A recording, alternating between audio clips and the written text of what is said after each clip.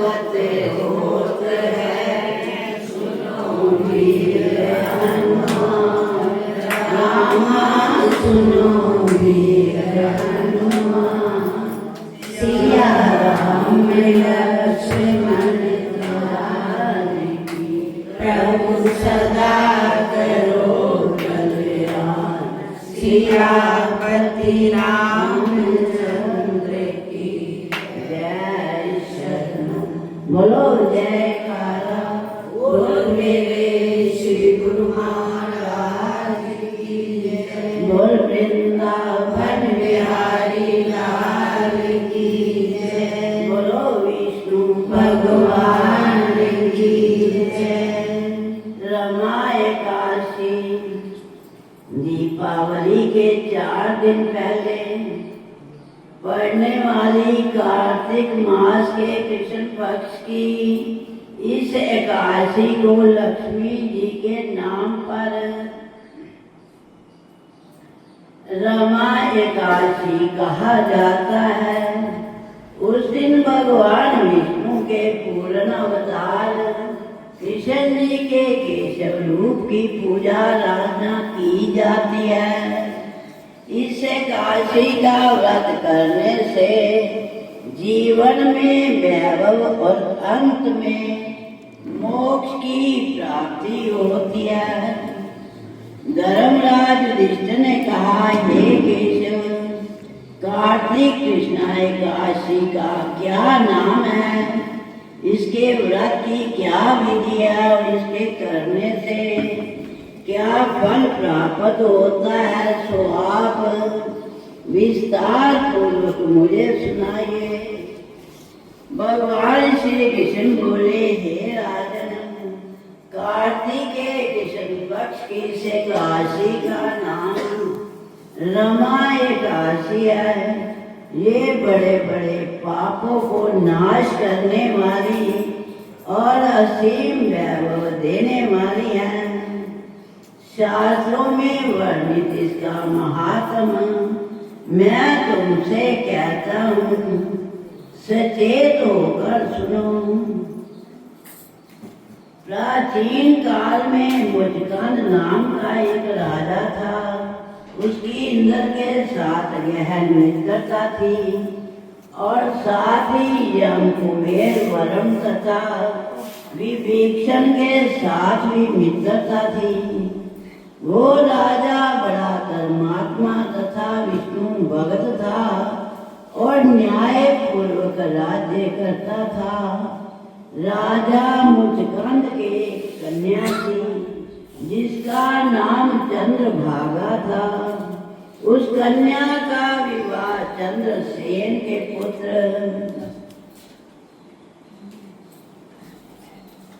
शोभन के साथ हुआ। एक समय शोभन अपने ससुर मुचकंद के घर आया। उन्हीं दिनों जल्दी ही पुण्यदायिनी रमा एकादशी आने वाली थी। व्रत का दिन समीप आया तो चंद्रभागा को अत्यंत सोच उत्पन्न हुआ कि मेरे पति बहुत दुर्बल हैं और मेरे पिता की व्रत के बारे में आज्ञा अति कठोर है। दशमी को राजा ने ढोल बजवा कर सारे राज्य में ये घोषणा करवा दी कि रमा एकादशी को सभी लोग व्रत करेंगे। घोषणा को सुनते ही शोभन को अत्यंत चिंता हुई और अपनी पत्नी से बोला, अब मुझे क्या करना चाहिए कि मैं किस प्रकार दुख सहन नहीं कर सकूंगा। ऐसा उपाय बतलाओ कि जिससे मेरे प्राण बच सके, अन्यथा मेरे प्राण अवश्य चले जाएंगे। चंद्रभागा कहने लगी, हे स्वामी, मेरे पिता के राज में एकादशी को कोई भी भोजन नहीं करता। हाथी, घोड़ा, ऊंट, बिल्ली, गौ आदि भी तृण और जल आदि ग्रहण नहीं कर सकते, फिर मनुष्य का तो कहना ही क्या है। यदि आप भोजन करना चाहते हैं तो किसी दूसरे स्थान पर चले जाइए, क्योंकि यदि आप यहाँ रहेंगे तो अवश्य ही व्रत करना पड़ेगा। ऐसा सुनकर शोकन कहने लगा, हे प्रिय, तुम्हारे साथ मैं भी व्रत करूँगा, जो भाग में होगा वो देखा जाएगा। ऐसा विचार कर उसने व्रत किया। वो भूख से और प्यास से अत्यंत पीड़ित होने लगा। जब सूरज नारायण अस्त हो गए तब रात्रि जागरण का समय आया। ये जागरण वैष्णवों को तो अत्यंत हर्ष देने वाला था, परंतु शोभन को अत्यंत दुखदायी लगा। प्रातः काल होते होते शोभन के प्राण निकल गए।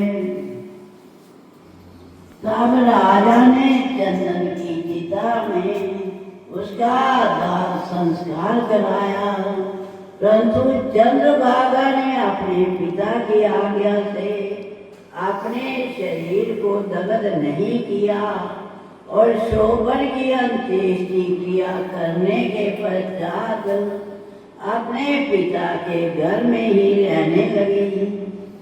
रमा एकादशी के व्रत के प्रभाव से शोभन मंदराचल पर्वत पर धन धान्य से परिपूर्ण तथा शत्रुओं से रहित एक सुंदर देवपुर को प्राप्त हुआ। वो अत्यंत सुंदर रतन और वह दूरे मणि जटित स्वर्ग के खंभों पर निर्मित अनेक प्रकार की स्फटिक मणि से सुशोभित भवन में सिंहासन पर आरूढ़ हुआ। श्वेत चट और चमर मस्तक पर करीद, कानों में कुंडल, कंठ में हार, बाहु में कपूर विभूषित गंधर्व और अप्सराओं से गिरा हुआ ऐसे शोभित होता था मानो अपनी सभा में देवराज इंद्र विराजमान हो। एक समय मुचकंद के नगर में रहने वाला सोम शर्मा नामक ब्राह्मण तीर्थ यात्रा करता हुआ घूमता घूमता उधर जा निकला। ब्राह्मण शोभन को पहचान कर कि ये तो राजा का जमाई शोभन है, उसके निकट गया। शोभन भी उसको पहचान कर अपने आश्रम से उठकर उसके पास आया और प्रणाम आदि करके कुशलक्षेम पूछने लगा। ब्राह्मण ने कहा कि राजा मुचकंद और आपकी पत्नी चंद्रभागा कुशल से है, नगर में भी सब प्रकार कुशल है, परंतु हे राजन, हमको अत्यंत आश्चर्य हो रहा है। अपना वृत्तांत कहिए कि ऐसा सुंदर नगर जो ना कभी देखा ना सुना, आपको किस प्रकार प्राप्त हुआ। तब शोभन बोला कि कार्तिक कृष्णा रमा एकादशी का व्रत करने से मुझे ये नगर प्राप्त हुआ है, परंतु ये अस्थिर है। ये सुनकर ब्राह्मण बोला कि हे राजन, स्थिर होने का कोई उपाय तो कहे, मैं उसे अवश्य में पूरा करूँगा। शोभन ने कहा, मैंने रमा एकादशी का व्रत अनायास और श्रद्धा से रहित होकर किया था, इसलिए ये सब कुछ अस्थिर है। यदि आप मुचकंद की कन्या चंद्रभागा को ये सब वृत्तांत कहें तो ये स्थिर हो सकता है। ये सुनकर ब्राह्मण सोम शर्मा ने अपने नगर में लौटकर चंद्रभागा से संपूर्ण वृत्तांत कहा।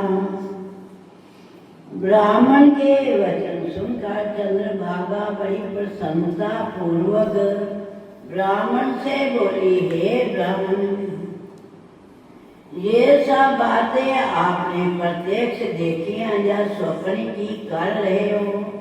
ब्राह्मण कहने लगा, हे पुत्री, मैंने महावन में तुम्हारे पति को प्रत्यक्ष देखा है, साथ ही किसी से विजय ना हो, ऐसा देवताओं के नगर के समान उसका भी नगर है।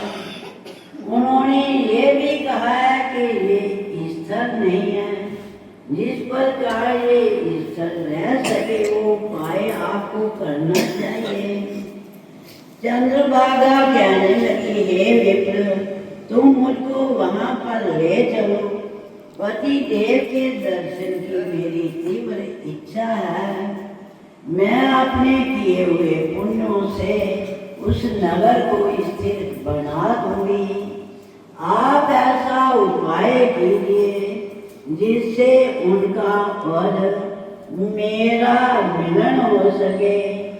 आपकी अत्यंत कृपा होगी और आपको पुण्य भी मिलेगा। सोम शर्मा चंद्रभागा को साथ लेकर मंगलाचल पर्वत के समीप वामदेव ऋषि के आश्रम में गया।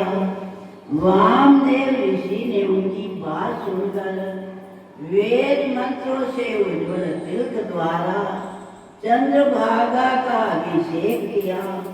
तब ऋषि मंत्र के प्रभाव और एकादशी के व्रत से चंद्रभागा का शरीर दिव्य हो गया और वो अत्यंत प्रसन्नता के साथ अपने पति के निकट गई।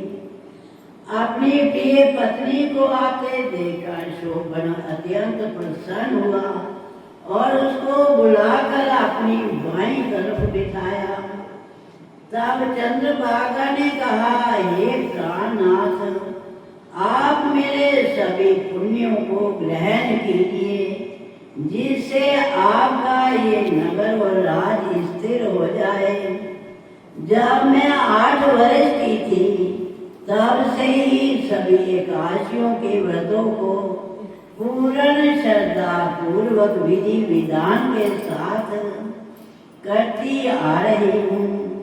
इस पुण्य के प्रताप से आपका ये नगर स्थिर हो जाएगा तथा समस्त कार्य पूर्ण होकर प्रलय के अंत तक रहेगा। इस प्रकार चंद्रभागा दिव्य रूप धारण कर तथा दिव्य आभूषणों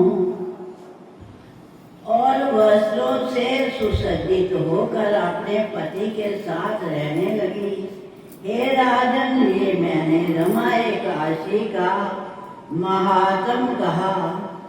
जो मनुष्य इस व्रत को करते हैं उनके समस्त पाप नष्ट हो जाते हैं।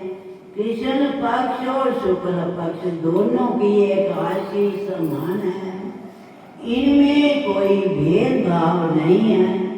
जो सभी मासों की दोनों एकादशियों के व्रत रखते हैं और इनके महात्म को पढ़ते अथवा सुनते हैं, वे समस्त पापों से छूटकर विष्णु लोक को प्राप्त होते हैं, इसमें संदेह नहीं। इति श्री कार्तिक रमा एकादशी समाप्तम।